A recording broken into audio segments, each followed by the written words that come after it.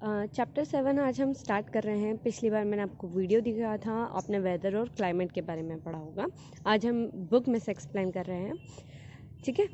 Weather and climate, weather के बारे में आपको पढ़ता है कि वेदर क्या होती है। किसी भी एक प्लेस की किसी पर्टिकुलर टाइम में जो कंडीशन होती है उसे वेदर बोला जाता है। जैसे कि आज हम बोलते हैं कि आज दिन बहुत ठंडा है, आज दिन बहुत गर्म है, या आज बहुत ज़्यादा बारिश हो रही है। तो ये क्या होता है, आपके पर्टिकुलर टाइम के में उस प्लेस का क्या होता है, वेदर होता है ना। जो भी आपका मौसम होगा वो वेदर होगा।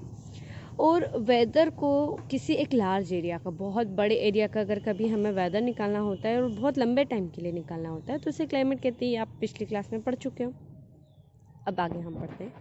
देखो, क्लाइमेट क्या करता है, आपके लाइफस्टाइल को बदलने के लिए उस पर बहुत ज़्यादा इफ़ेक्ट डालने का भी काम करता है। जैसे कि क्या होता है, अलग अलग जगहों पर अलग अलग खाने की चीज़ें रहती हैं, एग्रीकल्चर अलग रहता है। जैसे कि अगर मैं बात करूं एग्रीकल्चर की, तो कहीं पर बहुत बारिश होगी तो वहाँ पर वैसा ही मौसम, वैसी ही फसलें उगाई जाएगी जो ज़्यादा पानी में सर्वाइव कर पाएंगी, ठीक है। फ्लोरा एंड फौना मतलब कि क्या है कि आपके पेड़ पौधे, वहाँ के रहने वाले जीव जंतु सभी अलग अलग टाइम के होंगे। उनके अलग अलग जगहों पर कपड़े पहनने के तरीके भी अलग होते हैं। बातें, आप अगर कहीं दूसरे स्टेट में जा रहे हो तो वहाँ की लैंग्वेज अलग होगी। जैसे आसाम, उड़ीसा, महाराष्ट्र, आप अलग अलग जाओगे, आपको अलग अलग लैंग्वेज देखने को मिलेगी। टेक्नोलॉजी, ये सब चीज़ें क्या करती हैं, ये सब चीज़ें हमारे क्लाइमेट से ही बनती है। हमारा क्लाइमेट कहीं ना कहीं डायरेक्टली या इनडायरेक्टली हमें इफ़ेक्ट करता है, ठीक है। अब आगे देखते हैं कि टेम्परेचर और रेनफॉल का डिस्ट्रीब्यूशन पूरी हमारी जो कंट्री है वहाँ पर एक जैसा नहीं है।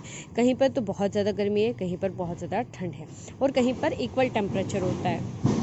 जैसे कि कुछ एरिया के नाम यहाँ दे रखे हैं, जैसे कि मैसनरन एंड चेरापूंजी, यहाँ पर सबसे ज़्यादा बारिश होती है।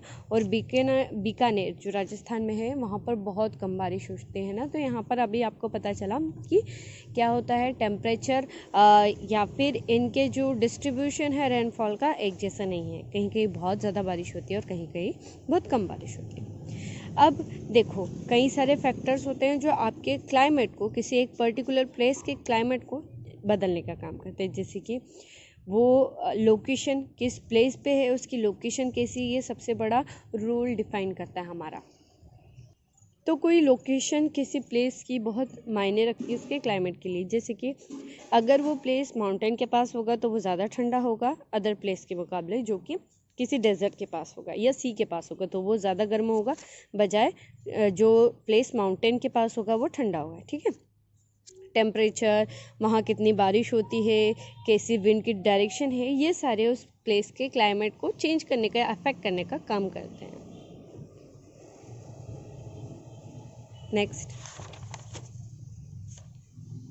अब देखो मेन फैक्टर्स क्या होते हैं, क्या क्या फैक्टर्स हैं जो हमारे क्लाइमेट को चेंज करने का काम करते हैं। एक, कि हमारे प्लेस की, या आप जिस भी प्लेस के क्लाइमेट को जानना चाहते हैं उसकी इक्वेटर से डिस्टेंस कितनी है। इक्वेटर क्या होता है, यहाँ पर जो होता है सबसे ज़्यादा गर्मी होती है, ठीक है। तो जितनी दूर होगा वो प्लेस उतना ज़्यादा ठंडा होगा, और इक्वेटर के जितना पास होगा वो उतनी ज़्यादा उसको गर्मी लगेगी।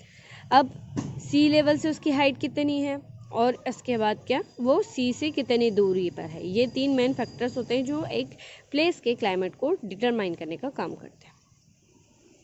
अब सीजन्स की बात करते हैं। हमारे यहाँ पर क्लाइमेट के हिसाब से मेन 3 सीज़न होते हैं इंडिया में। एक तो विंटर, दूसरा समर, और तीसरा मानसून है जिसे हम रेनी सीज़न बोलते हैं। तो यहाँ पर डिफाइन करते हैं फर्स्ट विंटर सीज़न को, जो कि अभी स्टार्ट हो चुका है, ठीक है। विंटर सीज़न इंडिया में कब स्टार्ट होता है, मिड ऑफ नवंबर को, और लास्ट कब तक चलता है, एंड ऑफ फरवरी को, ठीक है। यहाँ पर टेम्परेचर कैसा होता है, धीरे धीरे गिरता जाता है, और उसके बाद एक्सट्रीमली कोल्ड, मतलब बहुत ज़्यादा ठंड पड़ने लग जाती है। और यहाँ पर और क्या होता है, दिन बहुत छोटे हो जाते हैं, और रात जो होती है बहुत ज़्यादा लंबी हो जाती है। जैसे कि आप देखोगे 6 बजे ही अंधेरा होना शुरू हो जाता है, मतलब यहाँ पर रातें 6 बजे से ही शुरू हो जाएंगी आपके। अब जनवरी के मंथ में और फरवरी का मंथ सबसे कोलेस्ट मंथ होते हैं, सबसे ज़्यादा ठंड इन्हीं मंथ्स में पड़ती है। हमारी इंडिया का जो नॉर्थन पार्ट है, जो सबसे ऊपर, जैसे जम्मू कश्मीर से शिमला, ये सब यहाँ पर सबसे ज़्यादा ठंड पड़ती है क्योंकि माउंटेन एरिया है और यहीं पर स्नोफॉल होते हैं, ठीक है। अब जो ठंड पड़ने का है या जो कोल्ड होती है, वो जैसे जैसे आप नॉर्थ से साउथ की ओर, मतलब टॉप से बॉटम की ओर आते जाओगे इंडिया के मैप में, देखो यहाँ से जब आप नीचे आते जाओगे तो जो ठंड पड़ने का या जो कोल्ड होगी वो डिक्रीज होती जाएगी। इट मीन्स वहाँ पर कम ठंड पड़ने लगती है, ठीक है, इतनी नहीं पड़ती कि वहाँ पर बर्फ़ गिर सके। अब इस टाइम पे जो हवा चलती है वो कैसी चलती है, लैंड टू सी, लैंड से होके सी की ओर चलती है। विंड्स बहुत ड्राई होती हैं एक्सेप्ट तमिलनाडु कोस्ट के, क्योंकि वो साउथ ईस्ट के बिल्कुल किनारे पे है और वहाँ पर समुद्र है, इसलिए वहाँ पर बिल्कुल भी ड्राई एयर नहीं होती है। इसके बाद विंड कहाँ ब्लो होती है, किस साइड ब्लो होती है, तो बे ऑफ बंगाल के ऊपर से जाती है, वहाँ पर से मॉइस्चर लेती है और सभी रेनफॉल अपने अंदर कलेक्ट करती है। और उसके बाद ईस्टर्न घाट से टकराती है और रेनफॉल होते हैं वहाँ पर। Rainfall the northern east state is due to western distribution और the cyclone with originate in the Mediterranean सी।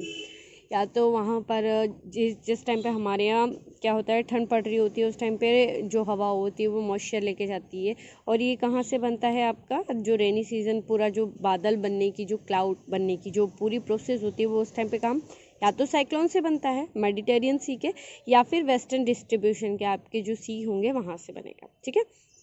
ये हमारा विंटर सीज़न। अब summer season. Summer season India में कहाँ से स्टार्ट होता है, मार्च से, और कब ख़त्म होता है, जून में, ठीक है। देखो जून में ख़त्म हो जाता है और जुलाई से हमारा स्टार्ट होने लगता है बारिश का सीज़न। की बात करें तो एयर बहुत ज़्यादा गर्म और बहुत ज़्यादा ड्राई होती है, जिसे हम लू बोलते हैं। ये नॉर्थन प्लेन्स में होती है, ठीक है। अब यहाँ पर डे कैसे हो जाते हैं, बहुत ज़्यादा बड़े, और नाइट्स बहुत ज़्यादा शॉर्ट हो जाती है। मतलब आप देखोगे कि जब गर्मी होती है तब 7-8 बजे तक सनलाइट रहती है ना, शाम के।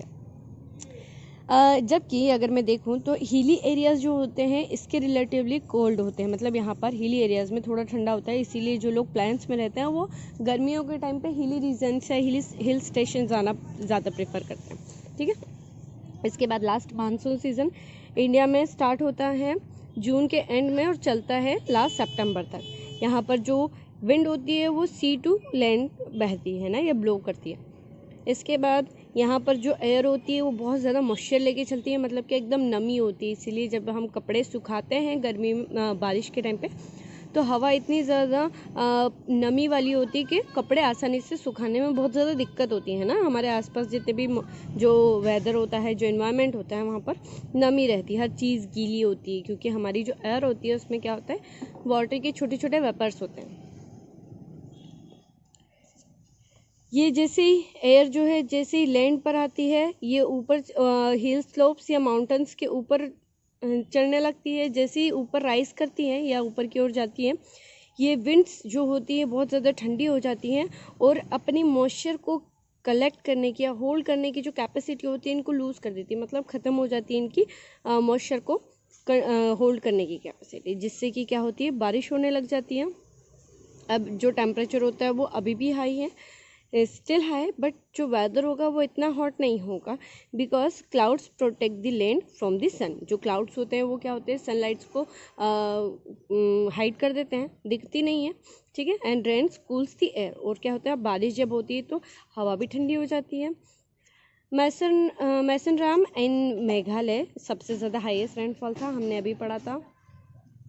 कुछ रीजन्स ऐसे हैं जो हमारे कोस्टल रीजन्स में है और नॉर्थ ईस्टर्न स्टेट में है, जहाँ पर बहुत हैवी रेनफॉल होती है, और यही रेनफॉल बाढ़ का सबसे ज़्यादा जो है कॉज बनती है, कारण बनती है, क्योंकि जितनी भी छोटी छोटी रिवर है उनमें ज़रूरत से ज़्यादा पानी आ जाता है ना।